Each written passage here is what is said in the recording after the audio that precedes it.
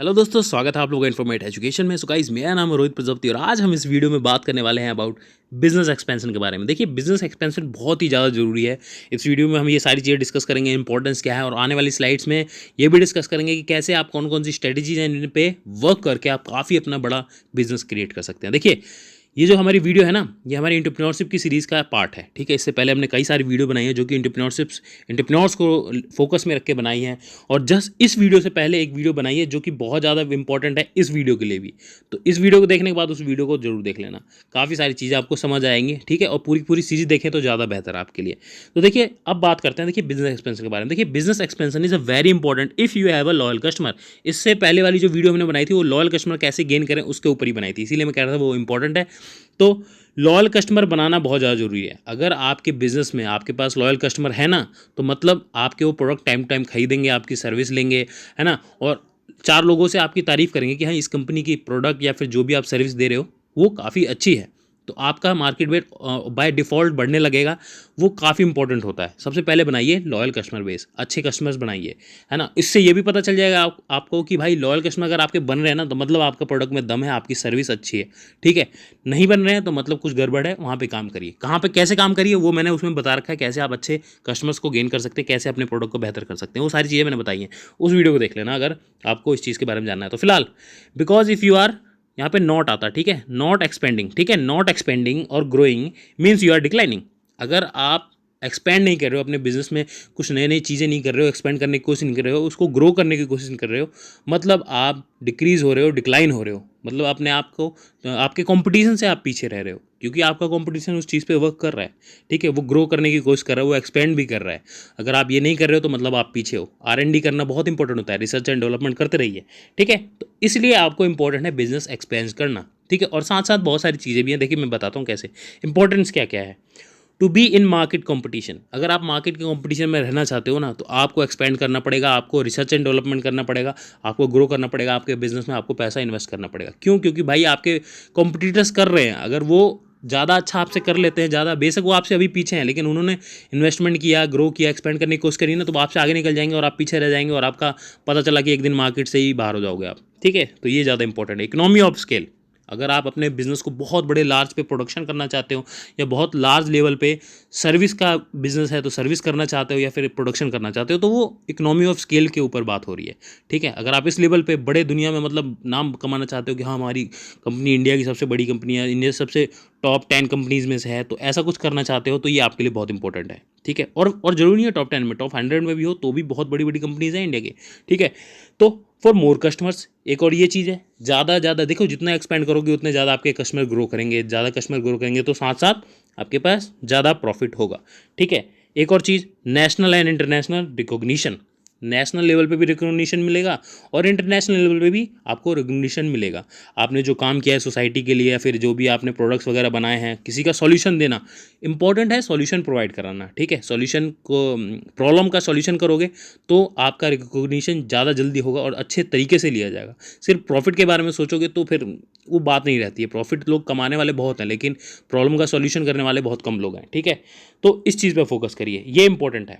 ठीक है, अब बात करते हैं ये कैसे होगा, एक्सपेंशन स्ट्रेटजी कौन कौन सी, ये कुछ स्ट्रेटजीज हैं, ध्यान से समझना। ठीक है, और अब बात करते हैं, देखिए सबसे पहले तो देखो, आपको ये जो 3 स्ट्रेटजी है इंटरनल लेवल पे है, मतलब आपको अपनी ऑर्गेनाइजेशन में ऊपर वर्क करना पड़ेगा। और ये जो 4 हैं ये आपके एक्सटर्नल लेवल पे हैं, जो आउटसाइड तरीके से आप कैसे ग्रो कर सकते हो। तो पहले बात करते हैं इंटरनल लेवल पे। देखिए, प्रोडक्ट डेवलपमेंट, सबसे पहले तो आपको फोकस करना है, जो भी आप प्रोडक्ट या सर्विस दे रहे हो उस पर फोकस करिए कि क्या कैसे आप उसे अच्छा बेहतर बना सकते हो, या फिर कुछ नया लेके आ सकते हो।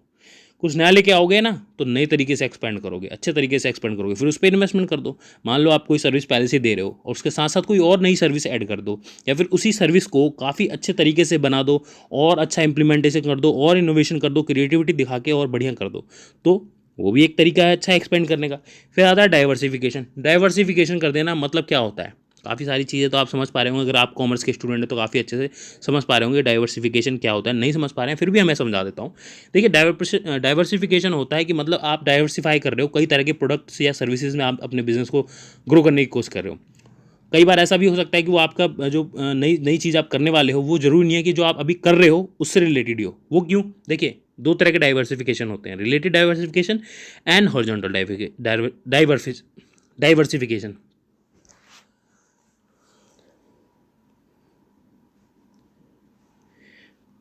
देखिए दो तरह के डाइवर्सिफिकेशन होते हैं, related and horizontal.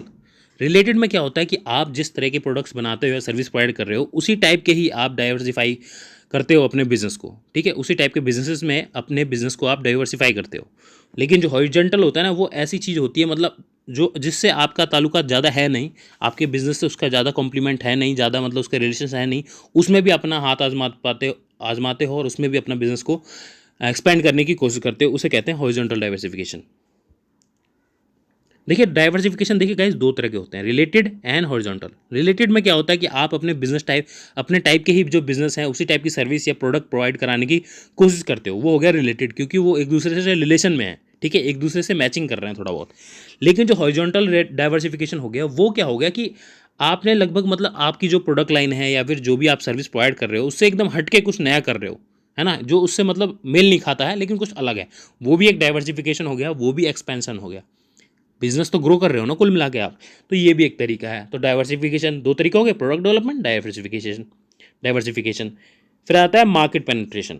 Market penetration में क्या फोकस किया जाता है कि इसमें ज़्यादा फोकस किया जाता है कि भाई आपने ना प्रोडक्ट पे फोकस करना है, मतलब प्रोडक्ट जो आपके पास है उसी पे रखो, ना डाइवर्सिफाई करना है, आपको सिर्फ फोकस करना है मार्केटिंग स्ट्रेटजी पे।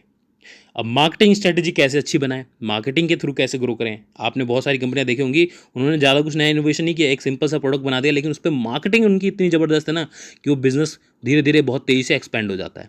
उसका रीज़न ये है कि उन्होंने काफ़ी अच्छी मार्केटिंग स्ट्रेटजी पे वर्क किया है।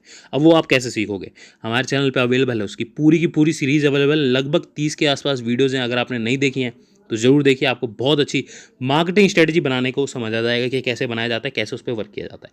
तो ये चीज़ें, ये तीनों चीज़ें आपकी इंटरनल लेवल पे हैं, ठीक है, 1, 2 एंड 3, ये तीनों चीज़ें पे आप वर्क करिए, इंटरनली काफ़ी ग्रो करोगे। फिर आ जाता है एक्सटर्नल लेवल पे कौन कौन सी चीज़ें, देखिए franchising, licensing, joint venture, merger, acquisition, ये चारों की चारों चीज़ें आपके एक्सटर्नल लेवल पे हैं। अब इसमें कैसे करना है आपको, फ्रेंचाइजिंग एंड लाइसेंसिंग, ये चारों के चारों वैसे तो काफ़ी वास्ट टॉपिक है, कोशिश करेंगे आगे चल के, अगर आप चाहते हो इन चारों पे मैं अलग से स्पेशल वीडियोस भी लेके आऊँगा, लेकिन फिलहाल आपको थोड़ा बहुत समझा देता हूँ कि कैसे है। फ्रेंचाइजिंग एंड लाइसेंसिंग मतलब आप अपने जो आपका ऑर्गेनाइजेशन है, जो भी आपने बिजनेस क्रिएट किया है, या तो उसका कोई प्रोसेस क्रिएट किया हुआ है, या फिर कोई नया प्रोडक्ट बनाया है, या फिर आपका ब्रांड नेम क्रिएट किया है, आपका ट्रेडमार्क है, आपका लोगो है, जो भी है ना, इसकी लाइसेंसिंग देना दूसरे लोगों को, जो आपकी फ्रेंचाइजी लेंगे वो अपना पैसा इन्वेस्ट करेंगे और वो आपके नाम पर, आपकी रॉयल्टी के नाम पर, आपके बिजनेस के नाम पे वो प्रोडक्ट बनाएंगे और उसे सेल करेंगे, या जो सर्विस है उसे देंगे। बहुत सारे बिजनेसेस, बहुत दुनिया के बड़े बड़े बिजनेसेस ऐसे ही ग्रो करें हैं, ठीक है। आप चाहे बर्गर इंडस्ट्री में देख लो, कई एग्जांपल आपको पता होगा। एग्जांपल के तौर पे मैं आपका एक ये क्वेश्चन दे देता हूँ कि आप कमेंट बॉक्स में आंसर लिखिए इसके, ठीक है। पिज़्ज़ा इंडस्ट्री में भी बहुत सारे हैं, ठीक है। तो ये बहुत सारे तरीके हैं, आप फ्रेंचाइजी कर सकते हो, ठीक है। तो ये बहुत अच्छा ऑप्शन है और इसमें ना बहुत लार्ज स्केल पे काम हो सकता है, आपको ज़्यादा इन्वेस्टमेंट भी नहीं करनी होती है, आपको सिर्फ फोकस करना होता है कि कैसे आप अपने सारे के सारे जो आउटलेट्स होंगे या फिर सर्विसेज होंगे उसको कैसे एक जैसा दिखा सको पूरे ऑल ओवर इंडिया या ऑल ओवर वर्ल्ड, ठीक है। इस पर फोकस करना होता है यहाँ। तो ये हो गया।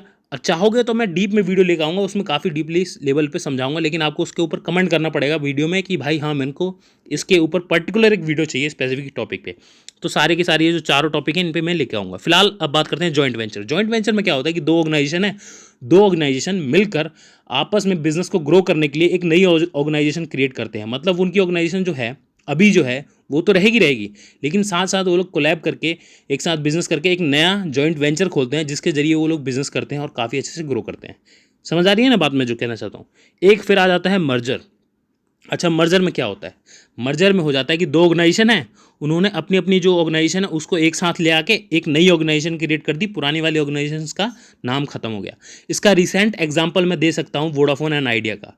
वोडाफोन आइडिया ने मर्जर किया है, वी बना दिया है, वी बना दिया। आपको काफ़ी आसानी से रिलेट कर पा रहे होंगे कि मर्जर क्या होता है, इसमें कंफ्यूज मत होना।